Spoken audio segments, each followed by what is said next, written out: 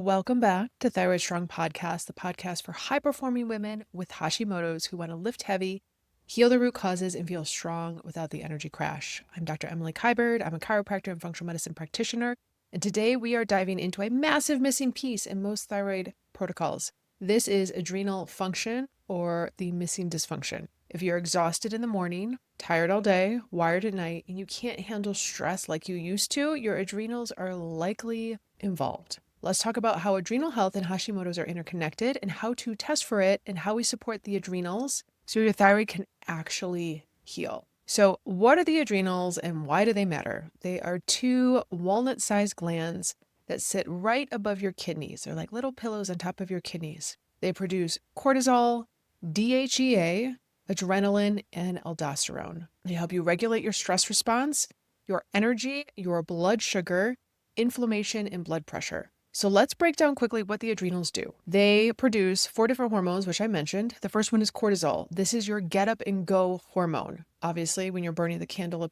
both ends, sometimes that hormone burns out. The next hormone, DHEA, this is the anti-aging, tissue repairing, immune balancing hormone. It is a precursor to making all the other hormones. Aldosterone helps regulate blood pressure.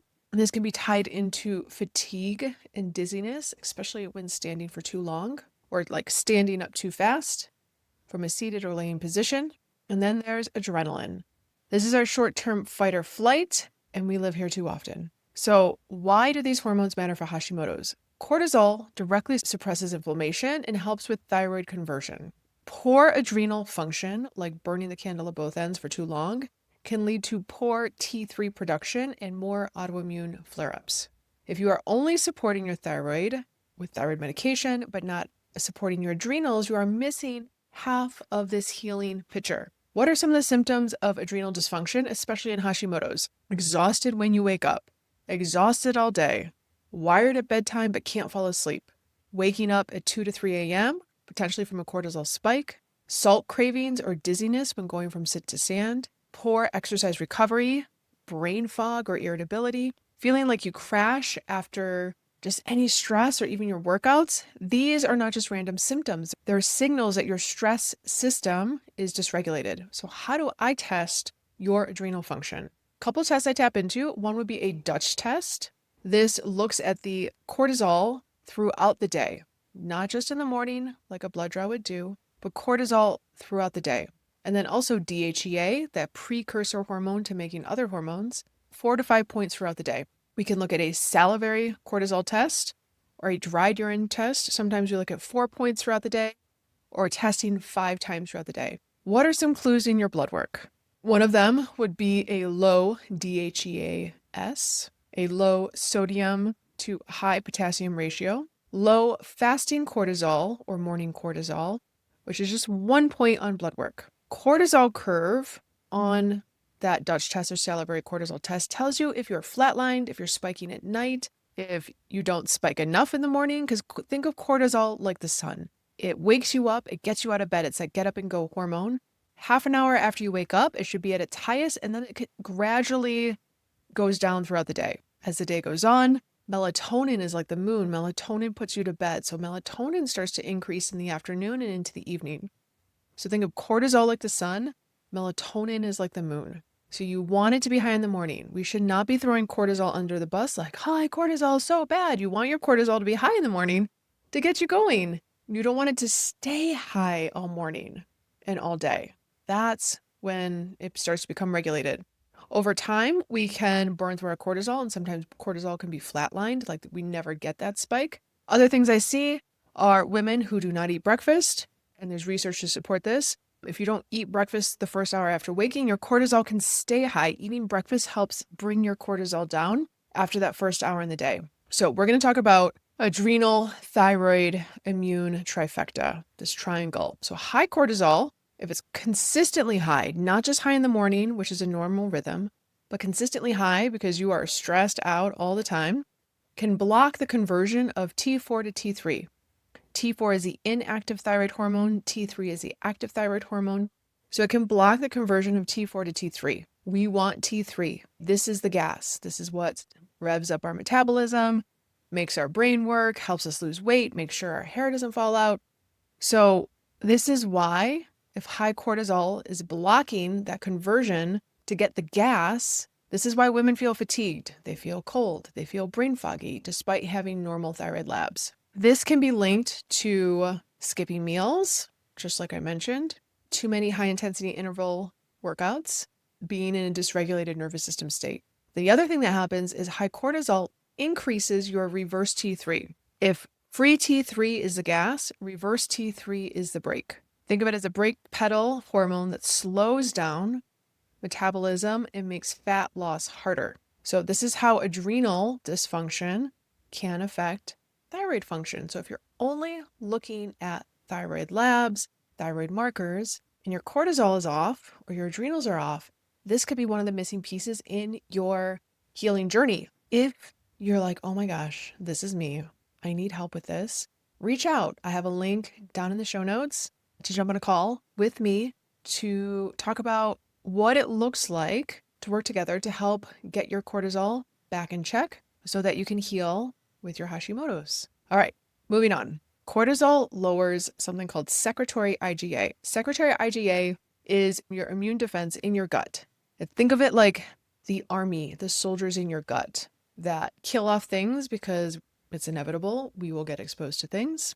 When it is low, it can worsen certain gut infections like SIBO, H. pylori, parasitic infection. Low secretory IgA, think of it as like your gut firewall is down. And this can happen when our cortisol is consistently too high for too long. This makes it easier with low secretory IgA for H. pylori to thrive. And then you start to get upper belly bloat, reflux, brain fog, tired after you eat. It's easier for SIBO to spread, which can cause gas in the lower 2/3 of your belly, like belly button down, distension, feeling like you're 6 months pregnant, lower belly bloat. You can be more susceptible to parasites and candida, which can then lead to more food sensitivities, histamine issues, and fatigue. High cortisol means chronic stress. When we're chronically stressed and our cortisol is chronically high, not just high in the morning, this can lower our gut immunity and can worsen that autoimmune cycle, where then we can feel like we're getting Hashi flare-ups more regular than we've ever had before. Low adrenal output can lead to inflammation, more immune reactivity, and your immune system just gets more reactive. So if you ever felt like, oh, I just pushed myself just a little bit too hard in my workout because I wanted to up the weight, and then you feel like you get sick, this could be a cortisol issue. Cortisol dysregulation can also feel like you're exhausted all the time, but you're wired at night. You can't fall asleep. You can't stay asleep. You wake up feeling hungover, but you didn't drink the night before. So if you're only working on your thyroid labs and your thyroid numbers, you cannot heal your Hashimoto's, you're missing something. It is the cortisol piece, one of many potential pieces. And if your cortisol is tanked and constantly spiking and staying high or flatlined, it's like trying to rebuild a house during a hormonal hurricane. Sometimes when cortisol gets thrown under the bus, like, oh, lower your cortisol, don't have high cortisol. It's not that it's high at a regular time, which it should spike in the morning, but it's high and it stays high. People assume that you will be wired and like ready to go. I have seen high cortisol and people exhausted. I have seen flatline cortisol and people exhausted. So I wouldn't assume that if you have had done a test, if your cortisol has been high and stayed high, that you're going to be wired. You can actually be very tired with high cortisol. So I'll just put that out there. This is just clinical pearls here. So this is what I do for my clients. In my one-on-one Thyroid Strong functional medicine coaching, we will look at your cortisol pattern, not just in the morning on blood draw, but throughout the day. We adjust your workouts to match your cortisol. Because you have adrenal dysfunction or cortisol that is off, that does not mean you do not work out. You just need your workout adjusted appropriately. That might be changing the number of reps, sets, rest breaks, number of days a week you work out.